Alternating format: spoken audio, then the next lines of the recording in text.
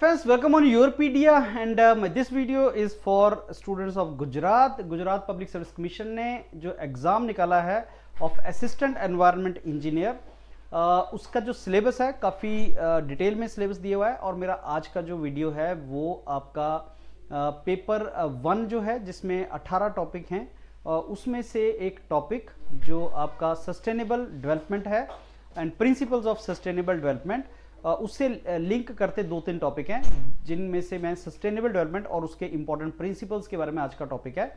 और Gujarat public service commission का जो आपका मई में प्रीलिमिनरी एग्जाम होगा 2025 में, उसमें जो पेपर आएगा वो 1 लाइनर आएगा, उसमें से 1 लाइन के क्वेश्चंस आएंगे और आपकी प्रिपरेशन भी आपको वैसे ही करनी चाहिए। तो एंड में, इस टॉपिक के एंड में 1 लाइनर क्वेश्चंस हैं, 40-50 क्वेश्चंस हैं, उनको जरूर रिवाइज कर लेना, उसके थ्रू आपकी प्रिपरेशन हो जाएगी, लेकिन टॉपिक को समझना इंपॉर्टेंट है। सो स्टार्ट करते हैं फ्रेंड्स। ये गुजरात पब्लिक सर्विस कमीशन का 1 लाइनर का आज का जो टॉपिक है उसमें fundamental principle of sustainable development और प्रिकॉशनरी प्रिंसिपल क्या होते हैं। तो सस्टेनेबल डेवलपमेंट में प्रिंसिपल्स बहुत ज़्यादा हैं, कौन कौन से प्रिंसिपल्स को फॉलो किया जाता है, इकोनॉमी से रिलेटेड है, सोसाइटी से रिलेटेड है, रिसोर्स से रिलेटेड है, ह्यूमन लाइफ से रिलेटेड है, किससे रिलेटेड प्रिंसिपल्स हैं, उसके बारे में डिस्कस करेंगे। और प्रिकॉशनरी प्रिंसिपल क्या है, और अगले दोनों टॉपिक प्रिकॉशनरी प्रिंसिपल्स के ऊपर हैं। प्रीलिमिनरी जो है आपका असिस्टेंट एनवायरनमेंट इंजीनियर का by Gujarat public service commission, वो आपका मई में है और ये आपका उसका सिलेबस है। अब आप जानते हैं उसमें 2 पेपर होने हैं, दोनों पेपर में एक आपका 200 क्वेश्चन पेपर 1 और 100 क्वेश्चन पेपर 2। टाइम बहुत कम है और आपको 3 घंटे में 300 क्वेश्चन करने हैं। अब इसमें ये सिलेबस दिया हुआ है, हमने ऑलरेडी टॉपिक्स इसमें कवर किए हैं। आज का मेरा topic fundamental principle of sustainable development and precautionary principle है। और प्रिकॉशनरी प्रिंसिपल्स का example polluter pay principle and extended producers responsibility, ये उसी से रिलेटेड है। तो आपका ये सारे का सारा जो टॉपिक है फ्रेंड, वो एक ही टॉपिक है, लेकिन मैं दूसरे लेक्चर में इसको कवर करूंगा। तो ये आपका जो fundamental principle of sustainable development and precautionary, यहां तक टॉपिक आपका सेम है, लेकिन polluter pays principle extended producer responsibility मेरा दूसरे लेक्चर में कवर होगा। आज के लेक्चर में fundamental principle of sustainable development and precautionary principle हम डिस्कस करेंगे। तो ये आपके सारे के सारे जो 18 टॉपिक मैं आपको बता रहा था वो हैं, और जो हर लेक्चर में मैं आपको बताता हूं, ये 18 टॉपिक हैं जिनको पूरी तरह से वर्ड बाय वर्ड योरपीडिया कवर कर रहा है। और अगर आप इस एग्जाम की तैयारी कर रहे हैं तो आप इसको जरूर प्रिपरेशन योरपीडिया के साथ करें। अगर आप नहीं एग्जाम की तैयारी कर रहे हैं, आपका फ्रेंड कर रहा है, आप उसको बताएं। और अगर आपको पास होना है तो ये योरपीडिया वाला प्लेटफॉर्म पे जो आपका डॉक्यूमेंट्स हैं और आपके वीडियोस हैं, इनको जरूर गो थ्रू करना। जो पेपर पार्ट 1 है, पार्ट 2 ऊपर जो मैंने आपको दिखाया है, पार्ट 1 सारा गुजराती में है और उसके भी आपके 10 टॉपिक हैं, जिनमें से ये टॉपिक्स उसको आपको दिए हुए हैं। इसमें से सारे के सारे टॉपिक्स बहुत अच्छे तरीके से आपको रिवाइज करने हैं और इनमें से मेजॉरिटी टॉपिक्स योरपीडिया आपको दे देगा, तो आप उनको रिवाइज कर सकते हैं। This is what your paper 1 paper 2 is. आज का टॉपिक है सस्टेनेबल डेवलपमेंट। अब देखो, सस्टेनेबल डेवलपमेंट एक जनरल टर्म है, एनवायरनमेंट के लिए भी यूज होती है, बिजनेस के लिए भी यूज होती है, पर्सनल लाइफ के लिए भी यूज होती है। मतलब डेवलपमेंट जब तुम करो कोई भी चीज की डेवलपमेंट, तो सस्टेनेबल होनी चाहिए। मतलब आप डेवलपमेंट करते करते किसी और चीज का नुकसान ना कर दो, जैसे आप रोड बनाते बनाते एनवायरनमेंट को पॉल्यूट ना कर दो, इसको बोलते हैं बैलेंस करना, सस्टेनेबल डेवलपमेंट उसको बोलते हैं। लेकिन फ्रेंड्स, सस्टेनेबल डेवलपमेंट का एक डेफिनेशन भी टेक्निकल होगी, जो एनवायरमेंटल साइंस में हमें जिसको पता होना चाहिए। इसका मतलब ये होता है कि हम आज की नीड्स को पूरा करते करते, डेवलपमेंट करते करते, फ्यूचर की जनरेशंस की रिक्वायरमेंट का भी ध्यान रखें। फ्यूचर की जनरेशंस को ऐसा ना और रिसोर्स ही हम खत्म कर दें। एक टाइम था हमें क्लीन वाटर, हमें आरओ की रिक्वायरमेंट नहीं पड़ती थी, हमें साफ वाटर मिलता था, पीते थे, साफ एयर मिलती थी, सब कुछ, पॉल्यूशन उतना नहीं था। लेकिन आज हमारी जो नेक्स्ट जनरेशंस को हम दे रहे हैं, वो हम पॉल्यूटेड एयर दे रहे हैं, पॉल्यूटेड वाटर दे रहे हैं, हमने उसको मिसयूज कर दिया है, तो वो सस्टेनेबल डेवलपमेंट नहीं है। तो डेफिनेशन के हिसाब से ये एक अप्रोच है जो ग्रोथ जब करे, ह्यूमन बीइंग जब ग्रोथ करे या डेवलपमेंट करे, तो इस चीज को ख्याल रखे कि वो आज की नीड्स के लिए फ्यूचर जनरेशंस के नीड्स को कंप्रोमाइज ना करे, और हम एक ऐसी सोसाइटी क्रिएट करें जहां पे लिविंग कंडीशन और रिसोर्स, ह्यूमन रिसोर्स को बेसिकली मीट करे, और उसी में बेसिकली बैलेंस किया जाए economy, environment and social wellbeing. 3 चीजों का बैलेंस इसमें बहुत इंपॉर्टेंट है, एक इकोनॉमी का, एक सोशल वेलबींग का और एक एनवायरनमेंट का। इन तीनों के बैलेंस को सस्टेनेबल डेवलपमेंट बोलते हैं। और एक रिपोर्ट आई थी 1987 में जिसका नाम था ब्रंडलैंड रिपोर्ट 1987। इसका सिग्निफिकेंस ये है कि एनवायरनमेंट के ऊपर ये पहली रिपोर्ट थी, इसको डिस्कस किया है मैंने नीचे। लेकिन ये समझ लेना कि 1987 में जो रिपोर्ट आई थी वो एनवायरनमेंट के ऊपर हमारी वर्ल्ड में पहली रिपोर्ट थी, जिसने ये बोला कि भाई साहब एनवायरनमेंट को हम जो है वो खराब कर रहे हैं। एनवायरनमेंट वर्ल्ड के ऊपर फोकस किया गया था। उसके बाद रियो डी जेनेरो 1991 में रियो समिट हुई थी, जिसको अर्थ समिट भी बोलते हैं। उसमें पहली बार क्लाइमेट चेंज की बात की गई थी। क्लाइमेट चेंज जो वर्ड था कि भाई साहब क्लाइमेट चेंज हो रहा है और ग्लोबल वार्मिंग वगैरह, वो 1991 की बात है। तो ये आया था 1987, जिसमें एनवायरनमेंट की बात हुई थी। तो ये रिपोर्ट्स के बारे में आपको थोड़ा सा आइडिया होना चाहिए। कई बार स्टूडेंट कंफ्यूज होते हैं सस्टेनेबिलिटी और सस्टेनेबल डेवलपमेंट में। Let me tell you friends, जो सस्टेनेबिलिटी है और सस्टेनेबल डेवलपमेंट ये दो अलग टर्म्स हैं।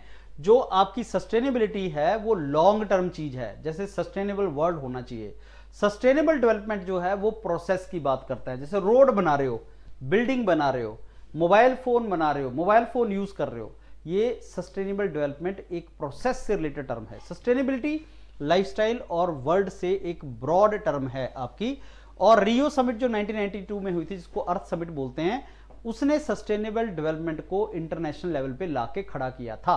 तो सस्टेनेबल डेवलपमेंट की जो सबसे पहले हमने डिस्कशन वगैरह करना स्टार्ट किया था, वो जब क्लाइमेट चेंज आया तब हमने बोला कि साहब क्लाइमेट चेंज आ रहा है, डेवलपमेंट सस्टेनेबल डेवलपमेंट होना चाहिए। तो सस्टेनेबल डेवलपमेंट गोल्स, पहले मिलेनियम डेवलपमेंट गोल आए थे, 2000 तक की बात करते थे, फिर 2030 तक हम बोलते हैं कि सस्टेनेबल डेवलपमेंट गोल जो 17 गोल है, 17 सस्टेनेबल डेवलपमेंट गोल हैं। 2015 में हमने डिस्कशन स्टार्ट किया कि 30 तक हमें ये 17 गोल को मीट करना है। तो ये गोल्स को हमने 2015 में डिस्कस किया था जनरल असेंबली के अंदर। यूनाइटेड नेशन जनरल असेंबली तो आपकी न्यूयॉर्क में होती है, उसमें हमने इसको डिस्कस किया था, जिसको बाद में पेरिस एग्रीमेंट में भी हमने डिस्कस किया था। सस्टेनेबल डेवलपमेंट इंपॉर्टेंट क्यों है? क्योंकि ऑब्वियसली हर किसी को क्वालिटी लाइफ चाहिए और डिसेंट वर्क उसके पास होना चाहिए। पॉल्यूशन और परमानेंट जो लॉस हैं एनवायरनमेंट के, उनको हम रोकें और हमें बेसिकली हेल्थ, क्लाइमेट और एनवायरनमेंट को फोकस करें। इस चीज को सारे के कॉम्बिनेशन को हम बोलते हैं सस्टेनेबल डेवलपमेंट। सस्टेनेबल डेवलपमेंट किस तरीके से अचीव किया जा सकता है? ह्यूमन एक्टिविटीज को रिस्ट्रिक्ट करें, टेक्नोलॉजी को ढंग से यूटिलाइज करें, कंजम्पशन जो है वो बहुत ज्यादा बेसिकली हम ना करें, साल्वेशन और कंजम्पशन के ऊपर बैलेंस करें, रिन्यूएबल रिसोर्सेज को बेसिकली हम मिसयूज ना करें, ओवर एक्सप्लॉयटेशन ना करें, पॉल्यूशन को रिड्यूस करें, नेचुरल रिसोर्सेज को ढंग से यूज करें। ये सारे के सारे वेज हैं जो सस्टेनेबल डेवलपमेंट को अचीव करने में हेल्पफुल होता है। अभी तक ये जितना पढ़ रहे हैं इससे आप अंडरस्टैंडिंग बना रहे हैं। कई जगह बीच में डाटा भी आ रहा है, नीचे जो मैंने आपको क्वेश्चन दिए हैं वहां से आपको पता भी लगेगा कि क्वेश्चन फ्रेम कैसे किया जा सकता है। तो ये जो सस्टेनेबल डेवलपमेंट गोल्स हैं, इसमें 17 गोल्स हैं जिनको हमें बेसिकली मीट करना है 2030 तक। हर कंट्री के ऊपर एक रिस्पॉन्सिबिलिटी है। अब टॉपिक है प्रिंसिपल ऑफ सस्टेनेबल डेवलपमेंट। तो सस्टेनेबल डेवलपमेट क्या होता है? आप अपनी नीड पूरी करते करते फ्यूचर जनरेशन की नीड्स को ना भूल जाएं, उसको सस्टेनेबल डेवलपमेंट बोलते हैं। उनको हमें अचीव करना है। बेसिकली सस्टेनेबल डेवलपमेंट एक लॉन्ग टर्म पर्सपेक्टिव है जिसको हमें अचीव करना है। सस्टेनेबल डेवलपमेंट गोल 2015 में फिक्स किए गए थे, 17 गोल है, 2030 तक हमें मीट करने हैं।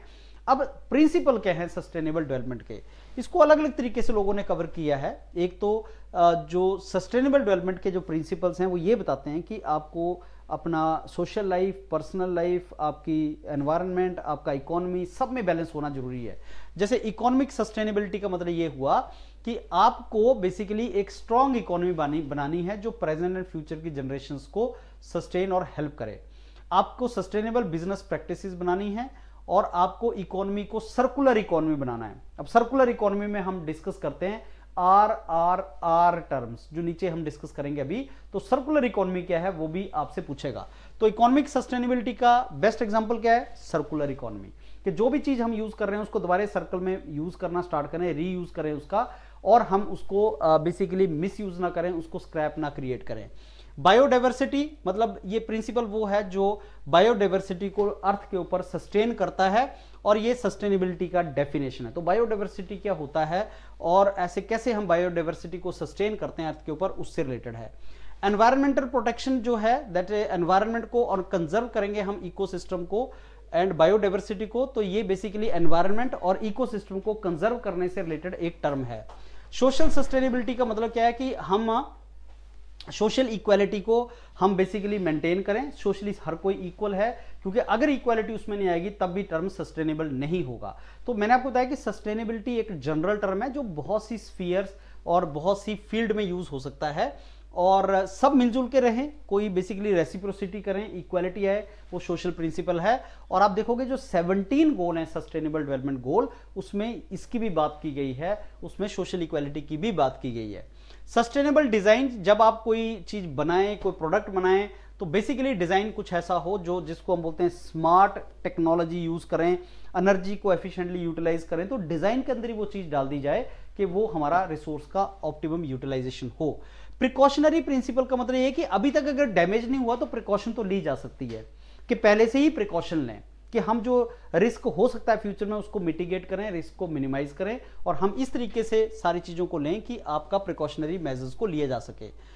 प्रिकॉशन एंड अवॉइडेंस मतलब हम प्रिवेंट करें और हम प्रिकॉशंस लें जो हमें बेसिकली फ्यूचर के हिसाब से अगर कोई गड़बड़ हो सकती है उसको ना करें। जैसे हमें पता है कि अगर हम ऐसा करेंगे तो जो इन्वायरमेंट इम्पैक्ट असेसमेंट क्यों किया जाता है, वो भी आपका प्रिकॉशनरी प्रिंसिपल के अंडर है कि हम ये जो प्रोजेक्ट बनाने वाले हैं इसका एनवायरमेंटल इंपैक्ट क्या होगा, तो वो एनवायरमेंट को पॉल्यूट तो नहीं करेगा ज़्यादा। जो हम प्रोजेक्ट बनाते हैं, group A group B project बनाते हैं, फिर उसकी असेसमेंट करते हैं, तो सारे का सारा जो एनवायरमेंट का इंपैक्ट असेसमेंट की जाती है या रिस्क असेसमेंट किया जाता है, वो प्रिकॉशनरी प्रिंसिपल के अंडर ही आता है, सारे के सारा उसका पार्ट है। अब जब हम सस्टेनेबिलिटी की फ्रेंड बात करते हैं तो ध्यान से देखना हम सोशल एस्पेक्ट कंसिडर करते हैं, इकोनॉमिक एस्पेक्ट हम कंसिडर करते हैं, और साथ में हम एनवायरमेंटल एस्पेक्ट को कंसिडर करते हैं। अगर मेरे से हमसे को पूछे कि सोशल और एनवायरमेंट का ओवरलैपिंग कहां पे आएगा, तो हम बोलेंगे भाई ये जो आपके पब्लिक लॉज बनते हैं, ये आपका पब्लिक इन्वॉल्वमेंट है, ये सारा उसका पार्ट बनता है। कार्बन क्रेडिट कहां बनता है, हम बोलेंगे इकोनॉमी और जो आपका एनवायरमेंट है उसकी ओवरलैपिंग कार्बन क्रेडिट है, कि हम जो बिजनेस चला रहे हैं उसका कार्बन फुटप्रिंट कितना बनेगा, तो क्या मैं कार्बन क्रेडिट यूज कर सकता हूं। तो बेसिकली ये जो 3 एस्पेक्ट हैं सस्टेनेबिलिटी के, सोशल एस्पेक्ट, इकोनॉमिक एस्पेक्ट और आपका एनवायरमेंटल एस्पेक्ट, इन तीनों का मिला जुला आपका सस्टेनेबिलिटी है। कई बार जो एनवायरमेंटल प्रिंसिपल्स हैं उनको अलग अलग तरीके से लोगों ने कवर किया हुआ है, अलग अलग हेडिंग्स में कवर किया हुआ है, तो कई बार वो एनवायरमेंट के जो प्रिंसिपल्स हैं सस्टेनेबल डेवलपमेंट के प्रिंसिपल्स, उनको कैटेगराइज भी किया हुआ है। जैसे जो प्रिंसिपल्स हैं 5 कैटेगरीज मेजर जो बना दी, वो ये बनाई कि इकोसिस्टम और एनवायरनमेंट का प्रोटेक्शन, बायोडाइवर्सिटी का conservation, sustainable development of the society and human resource की कंजर्वेशन एंड पॉपुलेशन कंट्रोल, ये सारे का सारा उन्होंने बोला कि ये सस्टेनेबल डेवलपमेंट के प्रिंसिपल हैं, कार्डिनल प्रिंसिपल, कि डेवलपमेंट तभी सस्टेनेबल होगी अगर हम पॉपुलेशन को कंट्रोल करेंगे, अगर हम पॉल्यूशन को कंट्रोल करेंगे, अगर हम बायोडाइवर्सिटी का ध्यान रखेंगे, अगर हम सोसाइटी का भी डेवलपमेंट साथ में करेंगे और सोसाइटी को भी साथ में लेके चलेंगे, और ह्यूमन रिसोर्स को कंजर्व करेंगे। तो अगर ये सारे एस्पेक्ट को हम देखेंगे तो कोई भी डेवलपमेंट आपकी सस्टेनेबल डेवलपमेंट आ जाएगी। अब कैसे क्वेश्चन इसमें से फ्रेम किए जा सकते हैं वो मैं अभी आपसे डिस्कस करता हूं, लेकिन पहले जो प्रिकॉशनरी प्रिंसिपल है ये क्या है। प्रिकॉशनरी प्रिंसिपल बेसिकली मैं आपको जो एक्सप्लेन किया कि आपको ऐसे मेजर्स लेने हैं जिनसे आपका फ्यूचर में जो अनसर्टेनिटी है कि ऐसा कोई इंपैक्ट आ सकता है, ऐसे कोई प्रॉब्लम आ सकती है, उसको पहले ही देखते हुए आपने प्रिकॉशन लेनी है, सो दैट फ्यूचर में कोई गड़बड़ ना हो। और साथ में अगर कोई गड़बड़ होता है, अगर कोई हार्म होता है, तो रिस्पॉन्सिबिलिटी उसकी है जिसकी वजह से वो हार्म हुआ।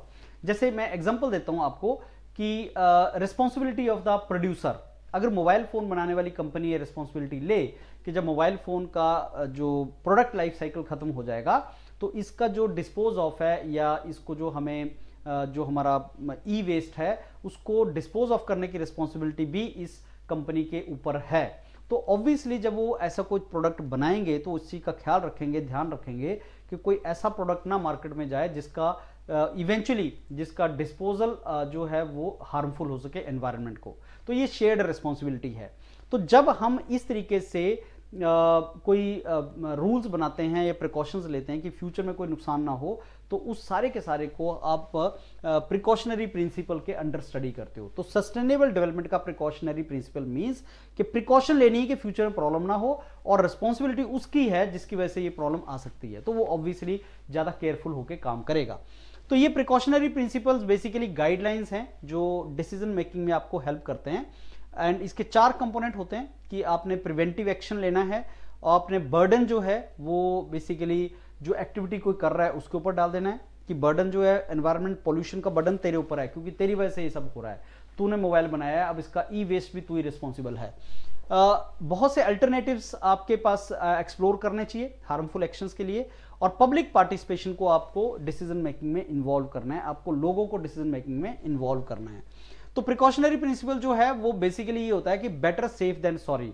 जैसे आप कई बार बोलते हो ना ट्रैफिक रूल्स के लिए भी कि precaution is better than cure, कि प्रिकॉशन ही ले लो सो दैट बाद में क्योर की रिक्वायरमेंट ना पड़े। वैसे ही precaution is better than better safe, you should be safe than sorry later on. तो पहले फर्स्ट डू नो हार्म, पहले आप कोई हार्म ना करो, कोई नुकसान ना करो, that is something which you should see. बहुत से रेलिवेंट केस एग्जांपल्स हैं जो प्रिकॉशनरी बेसिकली प्रिंसिपल के अंडर आते हैं, जैसे ग्लोबल वार्मिंग, कोई स्पीशीज आपकी एक्सटिंक्ट हो रही हैं, नए प्रोडक्ट आप मार्केट में लेके आ रहे हो, पब्लिक हेल्थ के थ्रेट्स हैं, लॉन्ग टर्म इफेक्ट कई टेक्नोलॉजीज का, कि जैसे आप बोलते हो कि इंटरनेट का लॉन्ग टर्म क्या इम्पैक्ट हो सकता है। मोबाइल फ़ोन को अपने पास मत रखो क्योंकि उसकी जो वेव्स हैं, रेज हैं, वो तुम्हें लॉन्ग टर्म में आपके हेल्थ में प्रॉब्लम कर सकती है, तो आप प्रिकॉशन लो उसकी। That is basically precautionary principle of the environment और सस्टेनेबल डेवलपमेंट।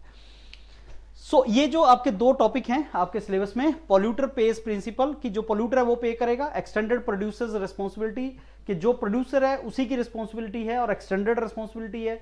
अगर आपने ये मोबाइल फोन बनाया है तो ई वेस्ट भी आप ही की रिस्पॉन्सिबिलिटी है। ये दोनों हम नेक्स्ट टॉपिक में पढ़ेंगे और ये इसी से रिलेटेड है जो आपका जो प्रिकॉशनरी प्रिंसिपल है एनवायरनमेंट का। फ्रेंड्स ये बहुत इंपॉर्टेंट टर्म है circular economy. Circular economy basically आपका इकोनॉमिक प्रिंसिपल है एनवायरमेंटल सस्टेनेबल डेवलपमेंट का।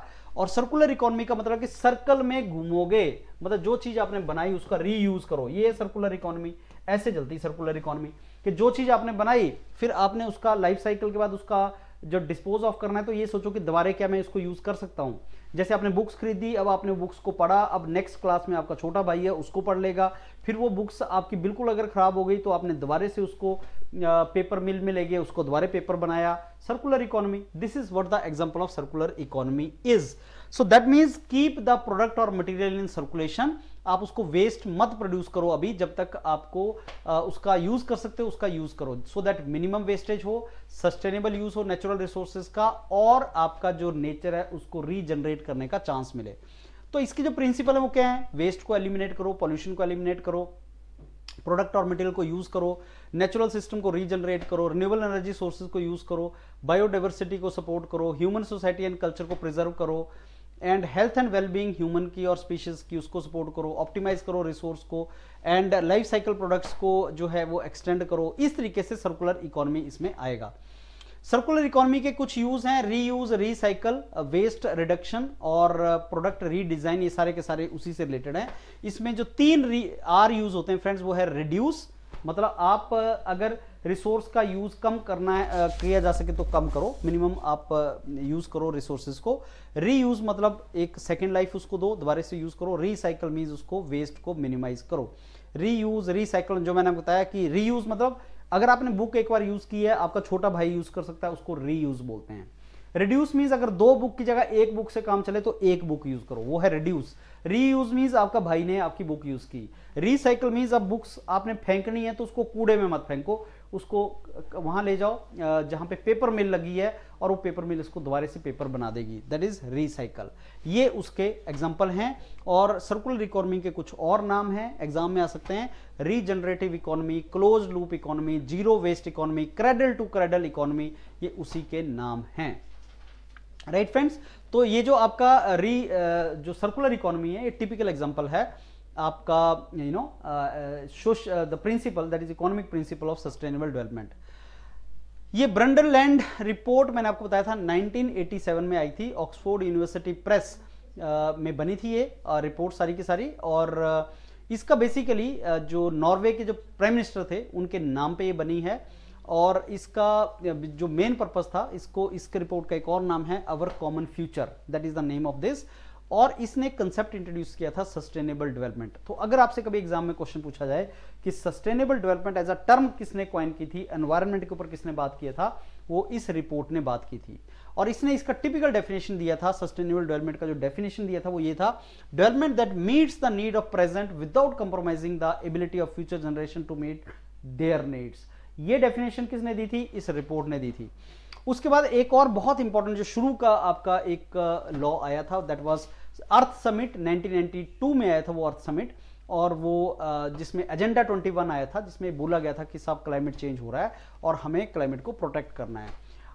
टारगेट मल्टीलेटरल थे इस रिपोर्ट के अंदर, इंटरडिपेंडेंस ऑफ नेशंस की बात हुई थी। स्टॉकहोम कॉन्फ्रेंस एक बहुत इंपॉर्टेंट कॉन्फ्रेंस है जिसमें ये बोला गया था कि ये जो चैलेंज है ग्लोबल चैलेंज है, और इस चैलेंज को मीट करने के लिए हमें इंटरडिसिप्लिनरी जाना पड़ेगा और हमें सारी कंट्रीज की सपोर्ट चाहिए। यही मतलब था मल्टीलेटरिज्म का और इंटरडिपेंडेंस ऑफ द नेशंस का। फिर बाद में करंट में जो अपडेट्स हैं वो ये कि अभी चल रहा है सस्टेनेबल डेवलपमेंट गोल, जो 17 गोल हैं जो हमें मीट करने हैं और 2030 तक मीट करने हैं, जिसको एजेंडा 2030 भी बोलते हैं। और ये बात चली थी 2015 में यूनाइटेड नेशन की जनरल असेंबली के अंदर।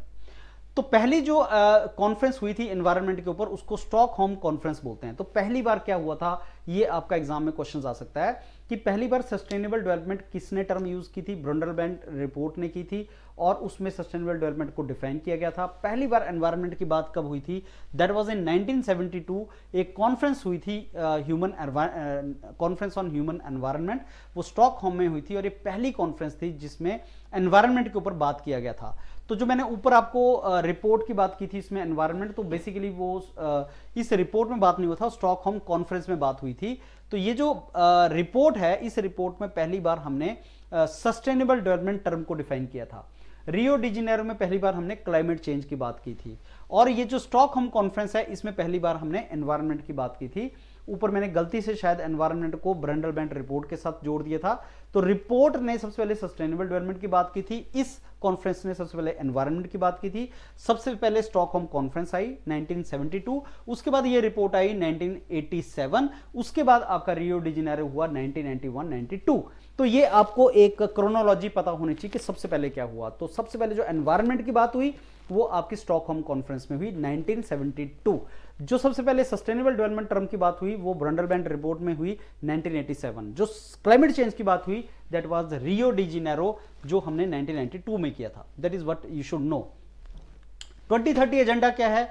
बेसिकली 2030 एजेंडा मींस कि जो हम 2030 तक अचीव करना चाहते हैं 17 सस्टेनेबल डेवलपमेंट गोल। ये 17 सस्टेनेबल डेवलपमेंट क्या हैं इनको हमें पता होना चाहिए, और ये हमारा एजेंडा 2015 में बना था। ये 17 गोल्स हैं जिसमें से एग्जाम में कई बार क्वेश्चन आ जाता है, लेकिन इसमें यह भी क्वेश्चन आता है कि बेसिक प्रिंसिपल क्या है इनका, लिविंग नो वन बिहाइंड, वो इसका मेन थीम है। और इसने रिप्लेस किया था मिलेनियम डेवलपमेंट गोल को, जो 2000 में जिसका टारगेट पूरे होने थे वो अब कंप्लीट हो चुका है। टारगेट कंप्लीट नहीं हुए उसके, लेकिन वो millennium development goal is over now. Now we are talking about the sustainable development goal जो हमें 2030 तक कंप्लीट करने हैं।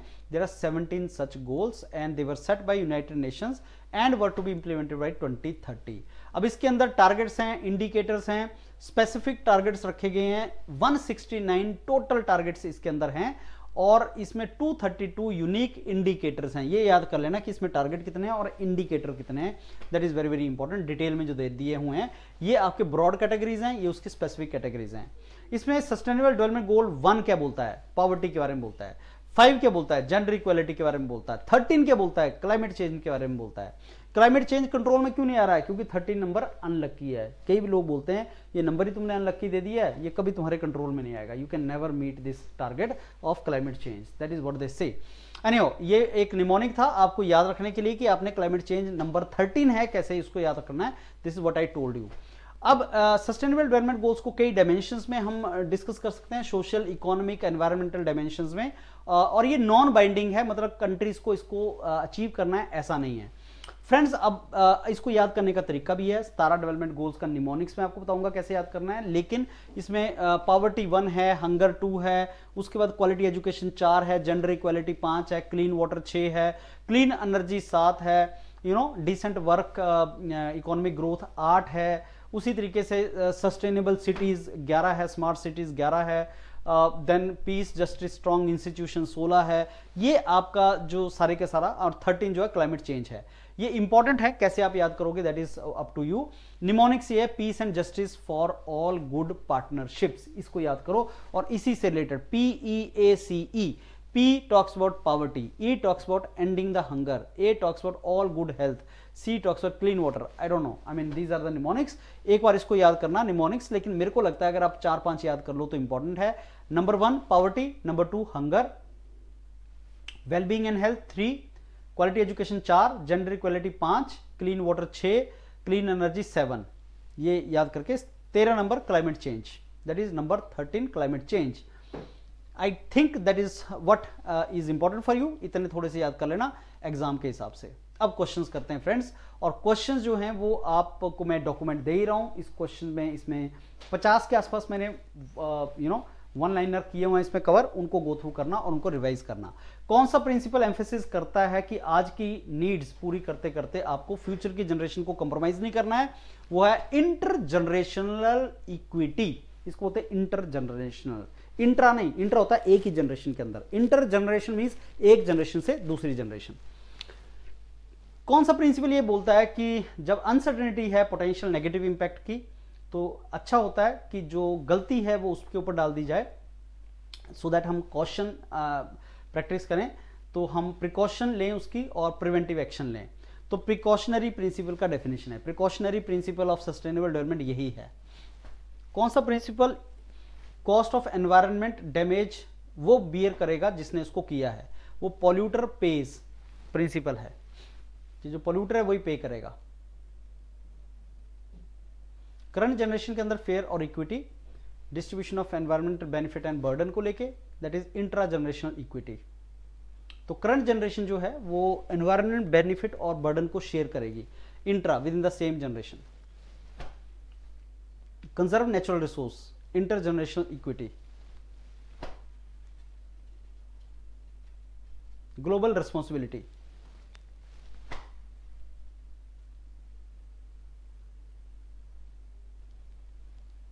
Main streaming sustainability. ये सारे प्रिंसिपल्स हैं जिनके नाम्स हैं और जिनमें ये बताया है. So decision making should be participatory. Holistic approaches, social economic environmental aspects को जोड़ के देखना. नेचुरल रिसोर्सेज को एफिशिएंटली यूज करना और वेस्टेज को मिनिमाइज करना, efficiency and conservation. Extreme poverty और हंगर से रिलेटेड कौन सा सस्टेनेबल डेवलपमेंट गोल है? So that is no poverty, goal number 1. कौन सा सस्टेनेबल डेवलपमेंट गोल है जो नंबर अगर आपसे पूछा जाए, नंबर भी याद कर लेना, तो सस्टेनेबल डेवलपमेंट गोल्स कौन से हैं और क्या उनका नंबर है.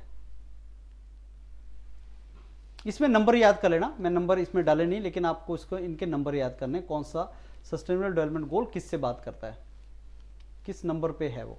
तो फ्रेंड्स ये कुछ क्वेश्चंस हैं, आप वन लाइनर है, ऊपर जो हमने सारा डॉक्यूमेंट डिस्कस किया उसी में से क्वेश्चंस लिए गए हैं. तो just go through this question. Agenda 21 क्या बोलता है, ये हमने बाद में भी कवर किया है और जगह पे भी कवर किया है.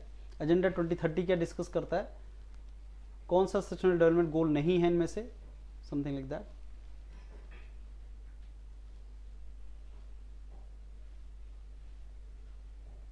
RRR अप्रोच क्या है. So I think this are we have done this questions. I think there are 47 questions.